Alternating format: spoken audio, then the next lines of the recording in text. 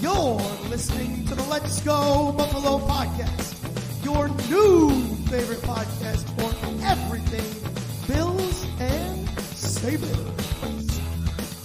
What's going on, everybody? You're listening to the Let's Go Buffalo podcast, your favorite podcast for all things Bills and Sabres, with the pals Nigel, Tom, and Jake. Episode 53 coming at you, folks. You know what it is. Don't forget to follow the social medias. You can find us on all of them at Let's Go Buff Pod. That's Buff with 2 Fs. Let's get around here and say hello to the fellas. Tom, how we doing, pal? Football. There's football on Saturday. We're pretty close, huh, buddy? I'm excited. Has there been a real game besides the Hall of Fame game yet, or has it just been Preseason games start tomorrow? Preseason games start tomorrow. Okay, sick. And there's more So we're on Saturday, more Sunday. We get Saturday. Nice, Buffalo dude. Bills, baby. Let's go. Yeah, that'll be nice. Jake, what's going on, brother? Hey, I'm great, guys. A little week off from the pod, feeling refreshed, feeling ready to dive into training camp news. Yeah, dude. Yeah, folks. Sorry, we did realize that that's we kind of were there in a quiet during a very important time, but life happens. We need breaks. Yeah. Well, So- doing big things and whatnot. So Yeah, it was good for everybody to have a week off to recoup, and yeah, we got. I'd like What? everybody to ask Nigel what time it is. I have recently completed my move to Nashville, and it is. I am adjusting in terms of getting used to the time switch. It is a different time zone here. You're central here in Nashville, Tennessee. So it's that we planned to get together at 4, which for me was actually 3:00. And like 3:00 rolled around, and Tom's like, "Okay, I'm hopping on to get ready." I'm like, "Wait a minute, I thought we said 4." Tom, I know you're excited, but Yeah, freaking an slow hour down. early, bud. Now, I didn't even just think about this, but man, dude, you're gonna have to let us know what it's like watching football on are you Central? Is that what you're? Yeah, Central so time? Bills will start at noon for me. That sounds kind of nice. It's not the worst thing. It's not the worst thing at all. Sunday Night Football start at 7:25. You'll be done Yeah. at 10:30. Yeah, bro. You have time to do stuff after. That's what I'm saying, dude. Yeah, That's ideal. Can start a gig at 10, dude. So, I've heard Mountain Time is a sick time to watch sports. Oh, yeah. Yeah. I would buy that too. Absolutely. Everything 11 2 a.m. hours behind East Coast. 11 a.m. kickoff on Sundays. But it's Oh, not, that it's would not, be but it's sick. not so early. Like if you're watching the Sabres, it's like a 5 p.m. start, not a 4 p.m. start. So it's still in the evening enough. But yeah, rather than watching a Sabres game 7 to 10, 5 to 8, 5 to 9. Yeah, sign me up sounds for that, ideal. dude. The breakfast tailgates, which we are kings of, would be prime. Oh, yeah. Oh my God. Right? Tom, I can't Oh, wait to tailgate with you again, just so I can eat your food that you cook. Come on up, buddy. I've been perfecting the breakfast burrito, and to Have the you point now? where my wife has been requesting it, Oh, Tom. Ooh, which is a big deal. that Been in is a the big lab. deal. Yeah, just let him cook, dude. Literally. So Well, I'm expecting one of those when I see you in a couple weeks, dude. Yeah. good. that sounds outstanding. I'll put one in each pocket for you, buddy. Oh, Well, fellas, I a bit of a penalty on me here. I just simply haven't gotten around to getting myself beer yet, so I am beerless. The agreement is amongst the three of us that next week I will drink 2. So I'll be prepared to crush 2 next week. But Tom and Jake, anybody dying to go first to tell us about your beer? well, we got Kraken baby. first, but I think Oh, you that's right. set your bet up, 30 minutes ago. I think you can be excused for not having a beer. Fair enough. There you go. I'm Guys. ready. Ready? 3, 2, 1. Premature. Oh, Jake. I blew my load a little too early. It happens to I'm the best of us. I got a repeat. I got my mango peach kolsch from Jenny. It was too tasty and it sounded fantastic on this beautiful afternoon. So, Hell yeah. and Nice. Nigel, I'm already drinking 2 beers for this podcast. So Well, maybe I'll have to drink 3 or something next week. We'll Tom's see how I feel. stepping up. I got a Golden Mask lager from Hometown Brewery for me in Hudson, New York. Return It's like Brewing. Is it like a possum on there? No, it's like a a Raven. old Bird. fancy mask. It's That's kind of cool, pretty yeah. I want to see Jake in that mask. I think that'd be cool. I also think that would be cool. It would improve my look quite a bit if you covered my face. Oh boy. Well, folks, today is going to be very much circled around Bill's training camp. But since the last time you spoke to all of us, we have had a significant piece of Sabres news happen. We do not have to worry about any arbitration with Ukko-Pekka Luukkonen because he signed a deal with the Sabres, 5 years with an AAV of 4.75. Jake, thoughts on the deal? Pro. Yeah, it's been a while, folks. Sorry, but we haven't had a chance to talk about it all as a group. So I'm pro. I think after letting it sit for a bit, I was surprised that he agreed to 5 years. I thought that seemed long. It seemed like maybe he was a little disgruntled last year, but he definitely took the Levi competition to heart and proved some people wrong. So anyways, yeah, I was surprised he went for the 5 years, but I like the contract. I think 4.75 is fine value. That's what you're paying around the market for a 1A type goalie. I think if he's able to prove that this past year wasn't an aberration and it's consistent, then I think he has that contract looks really, really good. But if it goes the other way and he is kind of average over the next 5 years, I still don't think it's a bad deal where it's too much money to be betting on that. It's kind of middle of the road for everything. It gives them a lot of flexibility down the line. If Levi comes out and is a stud and takes over the crease, you can move that contract pretty easily too. So yeah, all in for me. Really like it. Great value. Glad he's back. Yeah. For arbitration. I would say you summed it all up very well there, but I have very little to add to that. My only follow-up question, and I've already asked you this before, let's say Levi has a killer year this year, right, and commands a similar contract. Would you be comfortable having that much money tied up in your goaltending? And we both agreed, yes, given the rising cap and all that stuff. So, it seems like a lot of teams are having success with that 1A, 1B situation, and if we can, spend approximately $9 million a year and have that situation, I think that's well worth it. So totally agree. Because if Levi comes out and has a season similar to UPL last year, I find it hard to believe they don't make the playoffs. So if that happens, yeah, sign me up. Yeah, 100%. Did I answer your question, Tom? That was my point. And then I also had a second question of how difficult would it be for UPL to live up to this contract?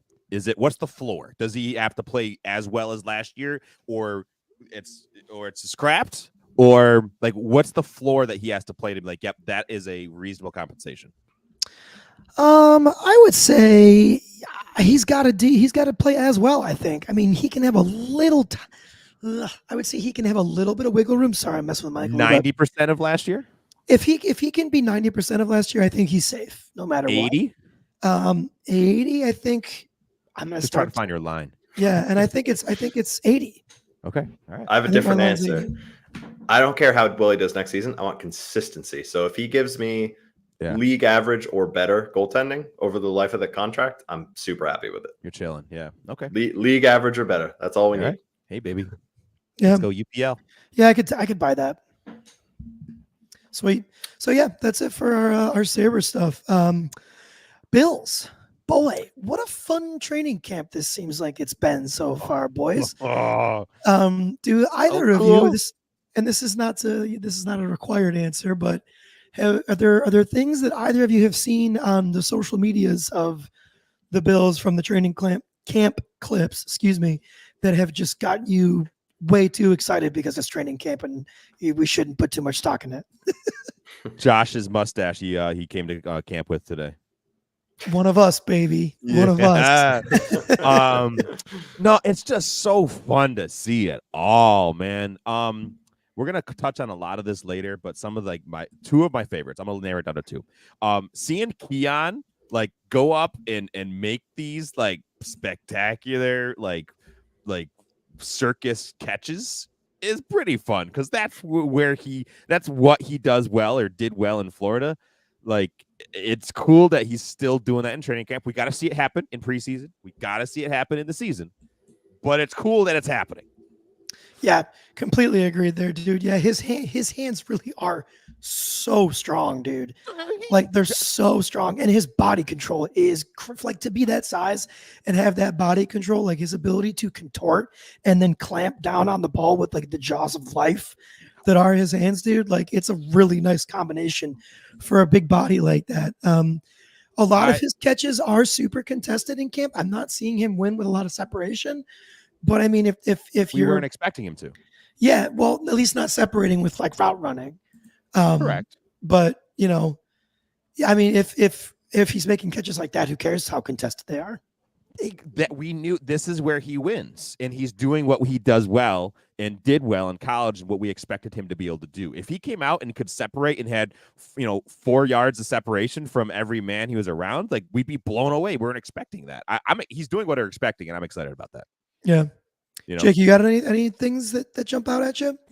Not really. No, I mean, I've seen a couple catches from Keon, like you guys said, and they look impressive in training camp. So cool. So I'm excited about him. Otherwise, not really. I like seeing the Von Miller stuff.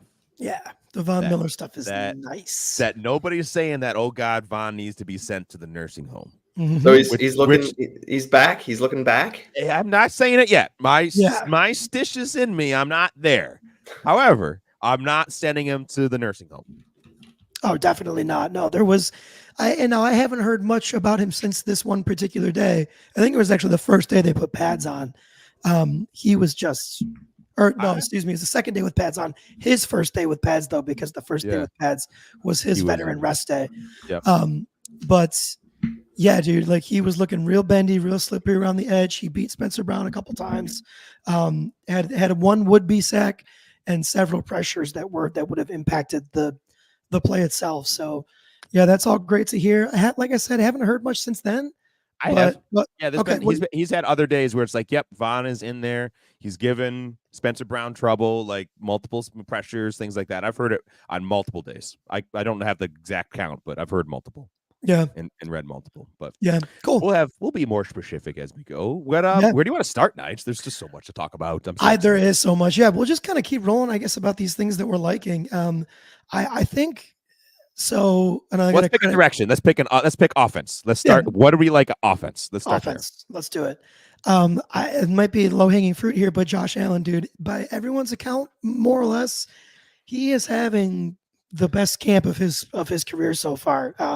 He's in command of the offense. He's distributing the football. He's distributing the football to several different players.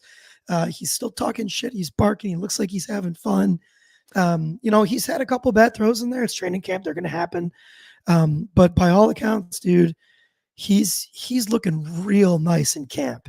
And he's showing a different energy that what I've heard multiple places, he's showing a different energy. He's like in players' faces. Ray Davis bust off a 50-yard run for a touchdown. He's sprinting down the field, following the rookie running back and pumping him up and and getting excited, get the rest of the team to follow him. Like that's leadership in a different way. He's always been excited. He's always celebrated. He's always had 6 celebrations, but like I think he's being intentional about it because he knows that this team needs this cohesion and it's working, right? I think we're seeing that. Yeah. The other thing, and this is pretty overarching, but it sounds like, dude, this offense, every time Joe Brady talks, man, like his emphasis on the fact that there is not like a certain position for guys. It's a super fluid offense. Like any guys like 1 through 4 can play X, Y, Z in the slot, any of that stuff. It's so awesome to me to like hear about all the ways that different ways that Curtis Samuel is being used and James Cook out wide and Dalton Kincaid out wide and, Keon Coleman in the slot and just all these different iterations of personnel packages and like that fluidity, dude. How can that not stress the defense? Like, of course defenses are going to make plays, but like, this sounds like it could be freaking crazy, dude. And maybe I'm giving it too much credit. Like, maybe Curtis Samuel isn't going to be as great as we all hope. And, I'm trying to keep my expectations in the right spot, dude. But this interchangeability that I keep hearing about with the offense is really, really, really got me excited, dude. Everybody eats, baby. We've heard that from multiple players in interviews. They're coming up like that's the team. That's the motto right now is everybody eats. I need that on like a grilling apron. Yeah. You know, but like I agree. That's exciting because we're not in that place where you have to funnel 160 targets to one guy. Dalton Kincaid might get 160 targets, and I'm excited for that, and I would have no problem with that. But it's like there's not this need. Josh Allen this afternoon, probably an hour or two before we're recording, was in interviews, and somebody asked him like something along the lines of, "Do you miss Stefon Diggs?" And he had quite the interesting answer, where essentially he kind of boiled it down to, I wouldn't say if miss is the right word.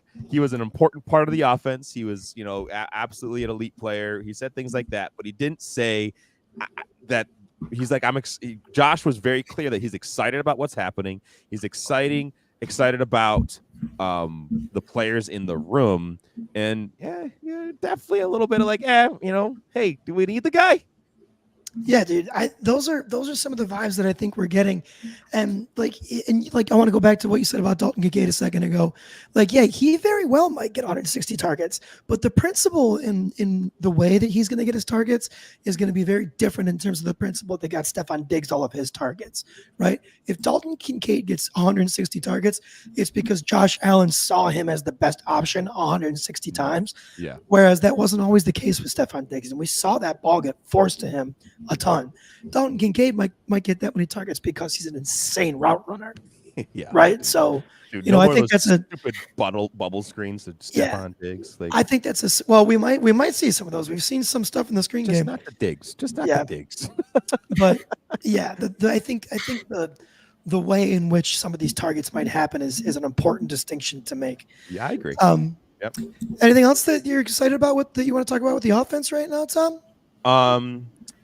It's great to hear that this O-line is starting to kind of mesh, right? We're hearing Spencer Brown having a good camp. He's getting beat by Von Miller, but to get beat by a future Hall of Famer, maybe not the worst thing. It's only going to make him better, right? Only going to make him better. I'm happy with that. I love hearing that Khalil is still looking like Khalil. Like, that guy is just. What I'm seeing and what I'm hearing is that the guy just can be anywhere. He's moved all over the offense. He's not just a slot player. He's making plays. He's being dependable. He's the player we've seen. I'm excited to see what happens when we get more of that usage. I think I know that we're in the excited about. So I have some questions as we get to other categories, but I'll come back to that. Can I jump in? So between Shakir, who's been here for a couple of years, right? Yep. So this year, expanded role, excitement around him because he performed pretty well down the stretch last year. Compare him to Keon Coleman, that's coming in rookie, fresh, but is still exciting. Which do you have higher expectations of? Like, which should I be more excited about? Like, what are your thoughts on those two? Isolating those two as a comparison. Khalil, it's absolutely Khalil. He's the vet. Veteran in the room, and he's the only player who has ever taken and received a ball from Josh Allen's God-given hands in the NFL. The rest of the wide receivers have never received a reception from Josh Allen in a game. Received a reception. This is where you get this analytical content here. Received a reception. This is what you're paying for. This is it. Yeah, this is what you're paying for. Nothing. Yeah, it's Khalil. I expect him to have him and possibly Curtis Samuel to be the second highest targets on the team. Keon, for me, he does not. I don't have high expectations because I'm not trying to label the guy. I don't want high expectations for him. I want him to come in and be dependable, make a bunch of these circus catches, have a couple targets a game. But I don't need him to. I don't need the offense to funnel through Keon Coleman. Yeah, completely agree. I honestly, dude, but I think you can be equally excited for both, but for different reasons, right? Like, I think Khalil Shakir is going to be way more in terms of like his contribution to the offense, way more of like the coal that feeds the engine, right? Like, we're kind of like just kind of keeps us on schedule, like really good at getting open. I think what you're going to get with Keon Coleman is more of like like the big play capability, right? Like you're going to wear guys down with the elite route running of guys like Khalil Shakir, and then all that's going to, also you're going to get a breakdown in the secondary, and that's when you're going to get the big Keon Coleman contested catch for 45 yards. Yeah. I think that's red zone. That's my guess right now. Yeah, I think Keon's bread and butter right now, or like, I think the best way he could contribute early is the red zone for sure. I think you'll see a lot of Mac Hollins and Keon Coleman and Dalton Kincaid in terms of red zone packages, dude, because Tom just pointed up, dude, and that's kind of the vibe, dude. There's not a ton of secondary players that can get as high as Mac Hollins and Keon Coleman can. So Can he out jump us? I don't think so. I doubt it. I don't think so. I don't think there's not many secondaries that have consistent 6'4" players with the arm spans and the ability to jump that our players do. Like, go up and get it. I hope they're spending a lot of time practicing how to high point those balls where Josh can. He hasn't really had this type of player in the offense, so I'm sure he can do it, but that hasn't been a thing that this offense has like featured. But I'm hoping that they have a bunch of packages and ideas and concepts of like, okay, we're just gonna put it where nobody else can get it. Yeah. Should we? So I'll leave it up to you, Tommy. Do you want to go into other things? Where actually, no, I'm gonna take liberties here. Let's talk about other things we're excited about with the defense. Yeah, that's what I want to do too. Cool. I'm gonna pick one here real quick. I think the biggest thing that I'm excited about, we mentioned Von Miller, and that for me is the thing I'm the most excited about in terms of the defense. The other one I think is Kaiir Elam. And I think Kaiir Elam, the camp that he's having right now is like, I mean, he is putting himself on the map, dude. 110% big play. Like his claim to fame with this team is his consistency in terms of big plays. Right? Like the guy just keeps making big splash plays, interceptions, fumble recoveries, things like that. But this camp, he's showing a better mental understanding of the game. He's, better positioning, right? So he doesn't have to use his crazy athleticism. He's just putting himself in better situations to, break up passes or make other plays on the ball. He's just having a really, really, really good camp. I think at this point, from everything I've heard, he's still probably CB number 3. But I mean, dude, knock on wood, the way this defensive secondary has gotten injured in the last couple seasons, we might be really, really, really thankful that this guy's having the camp that he's having. Yeah, I think having those three as 1, 2, 3 in that cornerback room is a big deal. Jake, what were you going to say, bud? I was going to ask a clarifying question. Maybe like that's a position that they've shown to rotate too, right? So even if he's CB3, maybe he's not out on the first snap, but he'll probably get snaps in a game. Good. Yeah. I very well could. Usually we've rotated in the past when like I think right now we're in a situation where Rasul Douglas and Christian Benford are definitively your top 2 cornerbacks. I think where we've seen the rotation in the past is where like your Trey White is obviously your 1A, and then you have like Dane Jackson and Levi Wallace, who are both like that same like middle tier caliber, kind of mid player. So you kind of rotate them out depending on who's having the better game. I think we'll see that less with Benford and Douglas unless it's due to fatigue. Yeah. So agreed. that would be my thoughts there. I love hearing that Ed Oliver is just a freaking problem. Yeah. The guy. So the reports, Jake, are that Ed Oliver, especially when they're doing a lot of run game work, the guy's just destroying practice. Like they can't get things done because he's too good and he's getting into the backfield and disrupting the play. And you know what? Like that's exactly what we need. I need Ed to take another big step and just really cement himself as a top D tackle in this league. And he's on his way. So I love hearing that. Yeah. Yeah, that's a big one too, because right, like the best way to affect the quarterback is obviously pressure, but pressure up the middle is shortest route, baby. Right there. Yeah. So yeah, that's huge. If he can, similar to what we were talking about earlier, if he can just do the same that he did last year, like that's such a huge thing. Yeah, and hopefully he and Daquan can have a full year next to each other, baby. That's what I think the last thing for me that I'm still seeing mostly, I haven't seen too much lately. Milano's he's still putting it back together, but he's continuing to trend up. Yeah. Right? Like he's got a lot of vet rest days, but from everything I'm seeing, he's still going in the right direction. Terrell Bernard was expected. It was not expected for him to come in and be 100%. And playing at full speed. He was not expected to do that. Yeah. So I I hope that that's all going the way that we need it to go, is all I'm going to say. Yep. But Terrell Bernard looks great. I think the linebackers are the last thing I wanted to talk about there because the rest of it I'm a little bit concerned about in terms of the secondary. So should we get to some concerns, Tom, or do you want to maybe should we talk about injuries right now? Yeah. There's some injuries. So those are concerning. That's concerning. So who has been some of the players who have like repeatedly not played over the past few weeks? Well, I think the two guys that have been injured the longest from the list that I can see here are Mike Edwards and Cole Bishop. And obviously that is a huge bummer. And I guess we'll just jump into my concern right now with the safety room. And I guess maybe concern isn't even a fair word because you do still have Taylor Rapp and Damar Hamlin.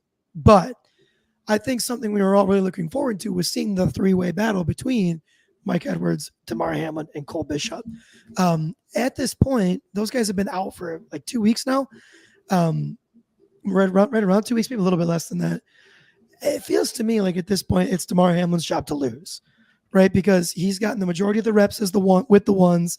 You know, he's out there working the communication with Taylor Rapp. It's those communication reps that I think are the most important, you know, when it comes to like training camp time. And right now, Damar is getting almost every single one of those. Whereas a guy like Cole Bishop, who is A, rookie, and B, has been hurt for a while, is missing out on crazy valuable time. And Mike Edwards, you know, he's still a veteran. I imagine he'll pick it up pretty quick. But I don't know, dude. I think at this point, it's Damar Hamlin's job to lose. And it sucks because, you know, you want to see him earn it outright and not earn it because of injury. But are we convinced that he wasn't the leader in the room to begin with? No, not at all. He very well might have been. Right. So but we just don't know for sure now. We don't know. Yeah, I agree. It's definitely a concern, but I think it's very possible that we're concerned about the depth as opposed to the starters. Yeah, could be. Right. And I think we're okay. Damar Hamlin in 2022 before his injury was playing a really good game. He was a starter level player in the league. Yes, there was things we wish we could see more from him, but I don't think it was not a, oh my gosh, we're not going to win, we're not going to lose because of Damar Hamlin, you know.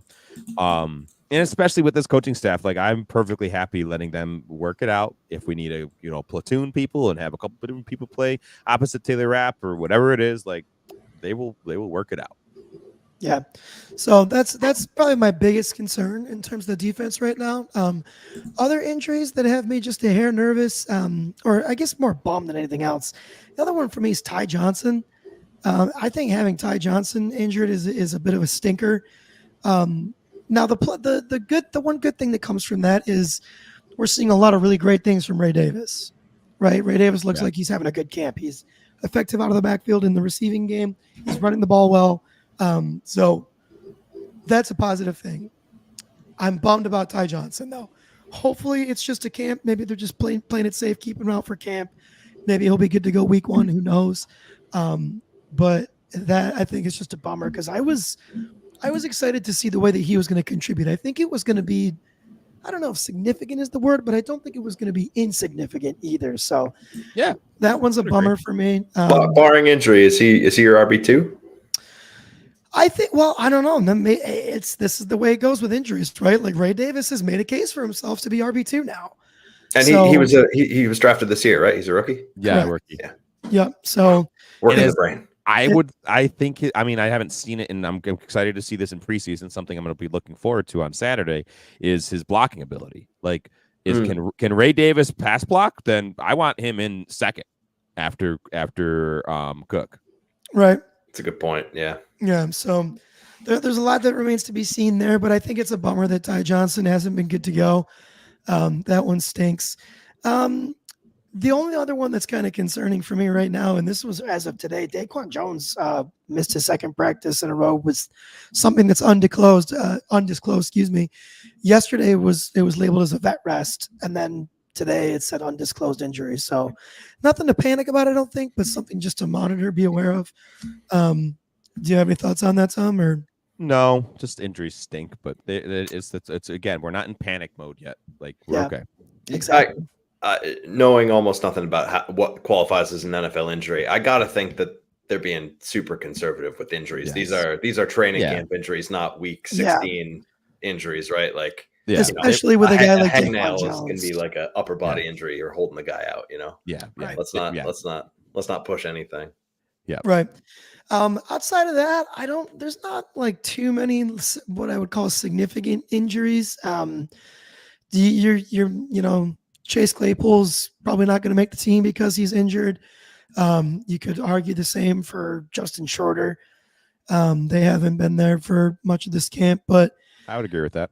yeah, they're probably. I mean, I don't know. Justin Shorter might have the edge over Chase Claypool because, But but that's to be the third or fourth wide receiver cut. Like, yeah, exactly, right. And I Yeah. guess on that same. Well, any other concerns with the defense, Tom? Eventually I have some ideas of like some roster bubble.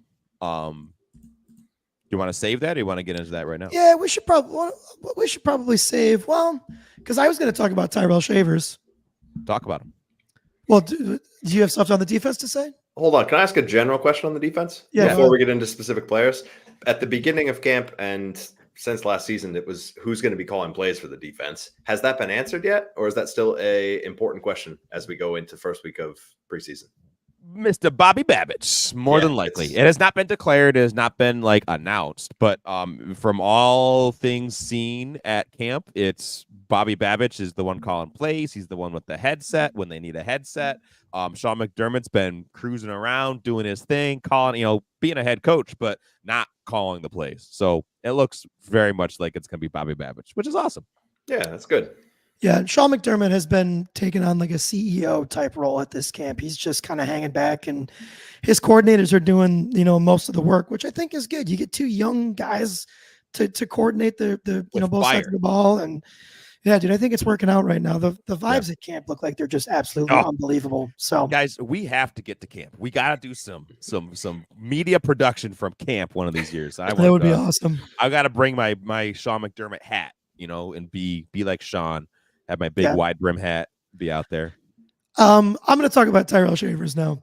And get into him. I think the biggest thing right now that we're getting with Tyrell Shavers is he's making Brandon Beane's job incredibly hard, right? So let's once again go through the locks in terms of wide receivers. And Tom, help me if I miss anybody. So locks are Keon Coleman, Curtis Samuel, Matt Collins, Khalil Shakir. Who am I missing as a fifth? Nobody. I have four locks. So those are my four locks. And then so it's that fifth job that that's kind of up in the air right now, right? I think at this point in camp, I think you're between MVS and you're between Tyrell Shavers, right? I want to put KJ Hamler in there. You're going to put KJ Hamler in there because of special teams. Yeah. I'm wondering if. Yeah. So before we get into this conversation, to give more context to this conversation, oftentimes the last few years, the Bills have held or rostered 5 wide receivers. There have been years when we had Andre Roberts, when we rostered 6. So I would not be surprised. We're definitely going to roster 5. 5 is, I would be floored if it was only 4. So it's 5. 5 is the minimum. I'm guessing I'm kind of leaning 6. If you were to, make me make a roster tonight, I'm saying 6. I don't think it's going to be 7, but I think it's 6. And then that makes room for both Tyrell Shavers and KJ Hamler. Okay. So here's where I push back. Okay. Push. Because now you're starting to talk about okay. So Tom, I'll ask you this. Are they more likely to keep 5 defensive linemen or 6 wide receivers? I want 5 defensive linemen. Right. So if we're talking about defensive tackles, I should have specified, been more specific. I'm sorry. So you got Ed Oliver, Daquan Jones, Dwayne Carter, Austin Johnson. Now you're getting into cutting, in the world of possibly cutting Deshaun Williams if you keep that 6 wide receiver. Correct. Right. And Brandon Beane is never going to prioritize a 6 wide receiver over defensive line depth like Deshaun Williams. Correct. Right. Those are the guys that are going to go when you keep that, your Reggie Gilliams, guys like that. Yep. So that's the only place where I push back, dude, is I don't think he would ever prioritize a 6 guy over that, which is why I think, yeah, I think we're only talking about one more wide receiver spot for, Yeah. you know, it's gonna be cool to see. I don't know, dude. I Yeah. completely forgot about KJ Hamler too, because yeah, he came out on the depth chart, As unofficial depth chart, as the top leading. return guy. Yeah. So right. So then, like, okay, as you go down, like Tyrell Shaver's not returning. You know, No, so he's not then- returning, but he is on special teams. Right, he's a fourth-phase special teamer. Whoo, yeah, dude. I can't wait to do the roster projection, man. This is gonna be And- fun to figure out. Not for nothing. If you know, okay, so obviously your kick returner is probably your top special teams position, right? But on the flip side of that coin, in terms of guys catching balls from Josh Allen, which of those guys is catching all the balls from Josh Allen? It's Tyrell Shavers, right? It's not right now. We're talking 25 balls, like. Well, yeah, but I mean, I haven't heard a lick about KJ Hamler catching a ball from anybody, let alone Josh Allen. True. So to get some context here, Tyrell Shavers, a second-year player, UDFA last year, so undrafted free agent, wide receiver, 6'4", 211 out of San Diego State. And the big thing that why Nigel's bringing him up is his name has come out of a lot of people's mouths. Has come out of Sean McDermott's mouth. Has come out of Deion Dawkins' mouth. And I think there's others, but I don't remember them specifically. His name has come up quite a bit, being with compliments around his preparation, how he approaches the game, how he approaches his entire body, like the way that he respects the game and brings the juice and brings this like what he needs to practice. It's impressed people enough to like say it out loud into microphones. So he's another big body receiver, right? 6'4", 211. That's in the same category as Mac Hollins and Keon, right? Like, so he's in that same vein. So if they're looking for a smaller guy, that's not him, right? That's KJ Hamler, right? So if they're looking for that kind of archetype, it depends on what you want. I don't know. I agree. He's definitely pushed he's made Brandon Beane's job difficult, like you said. Yeah. Preseason, I think, is where a lot of this is going to be ironed out.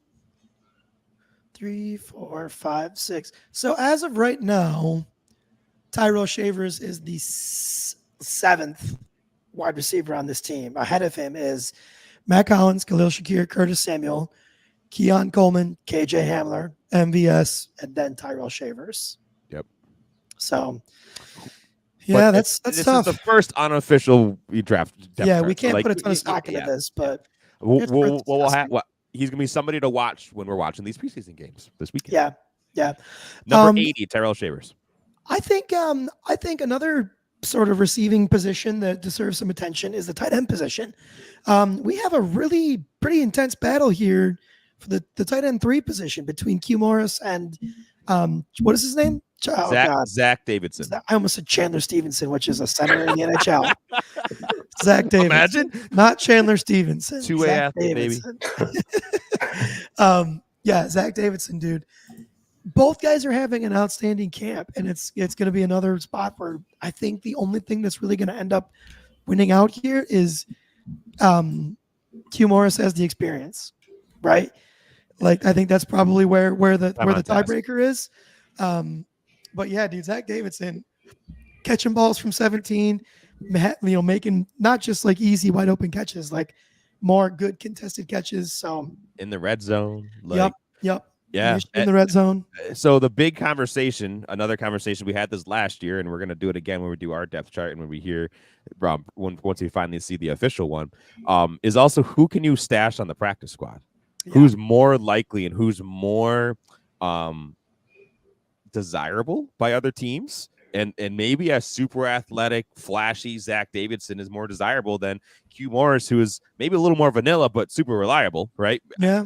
I don't know. So do you roster, Davidson and stash Q Morris? And I feel like, honestly, dude, I think the honest to God truth is whichever one of those guys does get cut is getting scooped, because I think on a lot of teams, that's somebody's tight end too that's just chilling there. Like, somebody's got to be looking at this depth chart and being like, whichever one of those guys gets cut, we're gonna go grab that guy. On that note, I want to kind of pull back 10,000-foot view here. We leaving the end of over the offseason and all those cuts, everybody we let go. Man, I kind of was I had those crisis moments of like, what is Beane doing? Like, what's happening?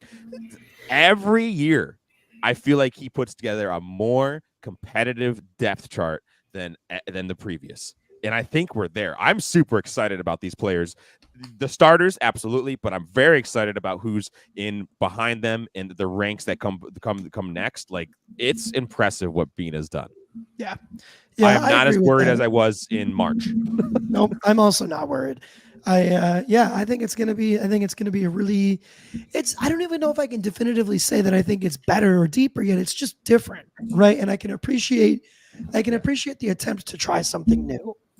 Right. But it's also not worse in my mind. I don't think it's markedly worse. You know? I mean, not on paper, it's not, and not based on what we're seeing come out of camp. Like, right, it's newer, but it's not. Yeah, it's not necessarily worse. So no, I think the people that are out there saying like the Bills have taken a step back already, like I think that is honestly entirely too premature. It's just bad. They're trying to make a take. They clearly don't know what they're talking about. Yeah. Knee jerk reactions. Yeah, it's them trying to talk out their butts because they saw the names that they know leave the team, but they haven't done their research. Yeah. Well, it's the same thing that goes into, I don't know if you heard, but what is he, fucking 94-year-old Aaron Rodgers is back with the Jets, so they're probably going to go 17-0, right? Yeah. It's that same logic, just the other way for the Bills because they lost established names, so they must be worse. Ayahuasca reverses age. Oh, damn. Yeah, we gotta get into that. Talk about a retreat. All right, guys, let's all do ayahuasca and then go to training camp. That would be fun as hell, dude. So my next topic I want to bring up is who are the fun bubble players? So who should we be watching? And I think maybe we should say the name, say the number, and say the position. So people who are maybe watching some preseason games can have, hey, who are some names that we should see? Are they flashing? Did they make a clearly bad play? Like, who are somebody maybe we should pay attention to? Nige, you pick one. Let's just kind of go back and forth for a little bit. Doesn't matter, offense, defense. Pick a couple names. Pick one name, and then I get to pick a name. Yeah, I think a guy right now that's potentially a bubble player, but has had a pretty good camp. Kingsley Jonathan, 59, defensive end. Nice. Yeah. He's absolutely in competition there against Javon Solomon, 56.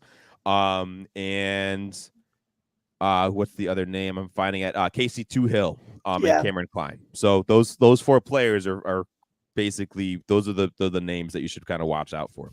Mm-hmm. Mine that I want to call out is tackle Tylan Grable, number 68. He was a rookie. He was a draft pick. But he is making a good case for himself because he is clearly a tackle, not necessarily a player who can play all over the line. But we have a lot of players who are probably very good depth inside, but not a ton outside. I think it's Ryan Vandemark and then Tylan Grable. So I think he's making a name and a case for him to make the team because he's honestly one of the only ones there. But I think he's also making a case for himself. What's another name, Nudge? Yeah, I'm still thinking. I'm looking at Tylan Grable here for just a second. Is he? So yeah, he looks like he's above Travis Clayton there. I'm just looking where he is at this unofficial depth chart. I feel like I'm kind of cheating a little bit here because I'm right back on the defensive line, but like. That's fine. I'm still concerned. Like I'm worried about Deshaun Williams potentially being cut. And I don't think he will. I think he'd probably keep 5 defensive linemen, but it's the conversation does warrant having in terms of like that potential 6 wide receiver, right? So like Deshaun Williams, like a little bit further down right now, but I don't know, man. Like Dwayne Carter's ahead of him, which I was honestly not expecting. Right. Yeah, again, unofficial, so it's hard to say. Maybe draft picks help in that. I think Bean does a great job going into every camp, having a plethora of players at a lot of these positions that you oftentimes see injuries. Mm-hmm. And knock on wood, because we're still in knock on wood season, they've been pretty healthy. So I think having 5 or 6 players, because I'm going to extend all the way down to Eli Anku, who has started for this team. There's 6 D tackles that, like, if they rostered them, I'd be perfectly happy. Right? Yeah. They're not going to roster 6, but there's 6 names to choose from, which is a great place to be, as opposed to like, oh man, we got 4, and I guess we need 5, and this guy can play the position. Like, that's a better position to be in, Right. Oh, sorry, it'd be your turn, right? Yeah. Get out. Sorry, buddy, I got excited. Yeah, it's okay. I'm excited too. So we've done Oh, so some players that you might see, running backs. If Ty Johnson is truly injured enough where he maybe isn't going to initially make the team because he's going to be on an IR or some kind of injury reserve kind of thing, Frank Gore Jr. and Darrington Evans would be the two players who might fill in. I don't think they'd be rostered for the entire season unless, God forbid, Ty Johnson is out for the season, which he's not slated to be. So I'm not going to be alarmist here, but they're the two players who we'll probably see take reps because running backs, I don't know, they take a lot of beating. They're not going to play James Cook much in the preseason here. So we're going to see a bunch of Frank Gore Jr. and Darrington Evans, 20 and 37. Frank Gore Jr. number 20, Darrington Evans number 37, running back. And I think this guy, I'm not even necessarily going to say this guy's a bubble player because I think he's going to make the team, but a little bit lower on the depth chart and worth talking about is rookie Daquan Hardy. He's having himself a nice camp too. Right now, he's slated as the number 2 nickelback behind Taron Johnson. So, he's quietly had a good camp. He's also second in terms of kick return responsibilities after KJ Hamler. So not punt return, kick return. And then he's third for punt return right now behind Andy Isabella. But I think in terms of his responsibilities that he can cover as a return guy and just being the replacement plan should, God forbid, knock on wood, Taron Johnson were to go down. I think he's a guy that's probably going to make this team. And I mean, like I said, a little bit lower on the depth chart, but not crazy low. Yeah, I agree. A player that I don't really want to be having to be watching preseason here is Tyler Bass, number 2. Yeah, we're not seeing as much alarm, but he's not perfect in camp here. So over 50. The guy, yeah, come on, Tyler, go out. What's the deal there? I mean, they didn't change the goalpost. They didn't change the rules. Like, is it mental? He's got the yips, dude. He's got the yips. Happening? It's voodoo, man. It's the yips. Yep. He needs sports psychology. He needs that lady from Ted Lasso, dude. Yeah. we all need that lady from Ted Lasso. Facts, dude. Facts. Sam Martin has secured the punter and holder job because Jack Brownie was released to make room for some of the safeties that came in. So it's Sam Martin and Tyler Bass and Reed Ferguson. That's the system. Boys, go do it. Whatever you need to do, just figure it out. Yeah. And I'd like to see T Bass make a couple, meaningful kicks here in preseason. Yeah, that would be nice. Outside of that, Tom, I'm looking at the depth chart. I think I talked about all the things that really come to mind here. Anything else for you? Yeah, I think we've been pretty thorough. Look at us. I think we probably won't see a lot of Josh Allen. So you won't see a lot of 17. We'll see a bunch of Mitchell. So I hope Mitchell Trubisky looks good, looks solid, right? Number 11, backup quarterback. I hope he comes in and doesn't look like an idiot, and then we're good. You might not see a ton of the starters for the first week or two of preseason, but probably by preseason 3, the third game there, we'll probably see Josh Allen play a series or 2, maybe a quarter. And we'll probably see the rest of them play as well. So I think it'll be very interesting to see. I bet we see a lot of the wide receivers. Like I said, a lot of new. Khalil Shakir is the only one who's been on this team. He's the only veteran on this team that's played in Buffalo for multiple years. So I'm sure we're going to see all of the wide receivers quite a bit because they're still working it out. 100%. Absolutely, buddy. It's coming. Buffalo Bills football, folks. Couple days, baby. They're playing on Saturday against the Browns. Sorry, I have it right here. Oh, I lost it. I have it now. Saturday at 1:00. NFL Network, I read today. So I got to figure out if I can find that or I'll legally stream it somewhere. Such a dork, buddy. Yeah, thanks.